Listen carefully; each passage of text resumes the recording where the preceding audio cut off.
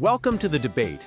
Today we're looking at something that most people probably don't even see, but it holds the entire supply chain together. HAPLAST stretch film. Right. And the debate today is really about how we should view this stuff. Is it just a commodity, plastic you buy by the ton? Or is it something more strategic? Exactly. The central question is, does the value of this wrap lie solely in the price per roll, or does its ability to protect what we might call the business narrative, your deadlines, your promises, your whole reputation, make it, critical infrastructure? I'll be arguing that HAPLAST represents a necessary shift where packaging moves from just a cost to a guardian of the brand. And I'll be taking the, let's say, more rounded view. While the silent teammate branding is clever, logistics is a physics equation. It's not a relationship.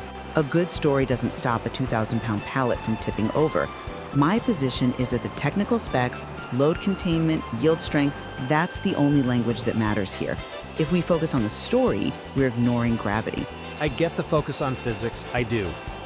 But the physics serves a larger purpose. Think about the benefit of the benefit. HAPLAST frames their film as the guardian of the story that a pallet tells when it arrives.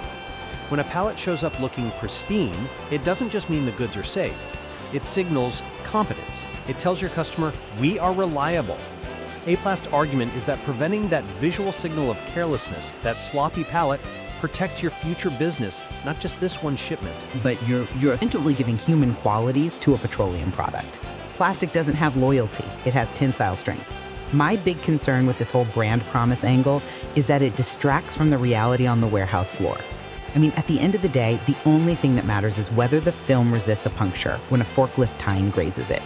We shouldn't treat consumables like they're colleagues. If the film fails a real-world stress test, the story is completely irrelevant. Okay, let's talk about that stress test, specifically when it involves the operator.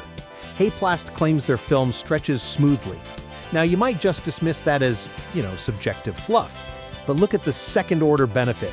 In a manual or even a semi-auto wrapping environment, that smoothness is an ergonomic asset. If the film is fighting the worker, if it necks down inconsistently or just breaks, the worker gets frustrated. And what do? They adjust by wrapping poorly. By engineering a consistent feel, HAPLAST reduces human error. So the benefit isn't just a happier worker, it's a consistently wrapped pallet that actually survives the trip. See, consistency requires data, not feelings. Smoothness can often just be a mask for low holding force. A film can unwind like silk, but offer almost zero containment force after 48 hours of road vibration. We can't rely on the sensory validation of the person doing the wrapping. I don't care if it feels good to pull off the roll. I care about the retention force measured on a load cell. If it stretches that easily, is it actually holding the load or is it just deforming? And that's where the engineering comes in. HAPLAST isn't making it smooth by making it weak.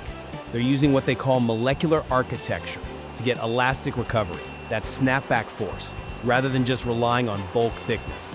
And here's the compounding benefit.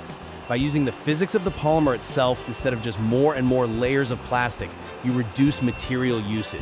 That delivers cost efficiency and sustainability goals in one move. It's a real advantage that frankly adds up on the balance sheet faster than you'd expect. But that immediately introduces the down-gauging risk. When you rely on these high-tech, thinner films with high snapback, you lose your margin for error. Think of it like this. This high-efficiency film is a Ferrari. It performs beautifully, but it needs a perfect track. If your pre-stretch gears are a bit worn or your pallet has sharp corners, that high-tension film just snaps. A thick, dumb, cheap film is wasteful, sure, but it's also forgiving. If HAPLAST is selling a Ferrari, the warehouse had better know how to drive it, or that efficiency just becoming a liability. I'd argue that modern manufacturing just can't afford that kind of dumb insurance anymore. The waste is too costly. But HAPLAST knows that risk exists, which is why they push the free sample for verification. They aren't asking for blind faith in their molecular architecture. They're offering a low-risk way to bridge the gap between their promise and your reality. It's a confident move. It says, go on, validate our science on your own machines before you commit a dime. Okay, verification is the one point where we align, but the standard for that verification has to be higher. My challenge to anyone listening isn't to just wrap a box with the sample. Torture it. Perform a tilt test at 25 degrees. Stab it with a pen and see if a tear propagates. See if that silent teammate actually shows up for work when the stress is on. If it holds, fine, the engineering claims are valid. But until you physically break it, it's all just marketing. And that really is the crux of it. HAPLAST is selling confidence that it won't break, ensuring the story your business tells is one of quality. Viewing your packaging as infrastructure, well, it prevents the false economy of cheap wrap destroying your hard-earned reputation.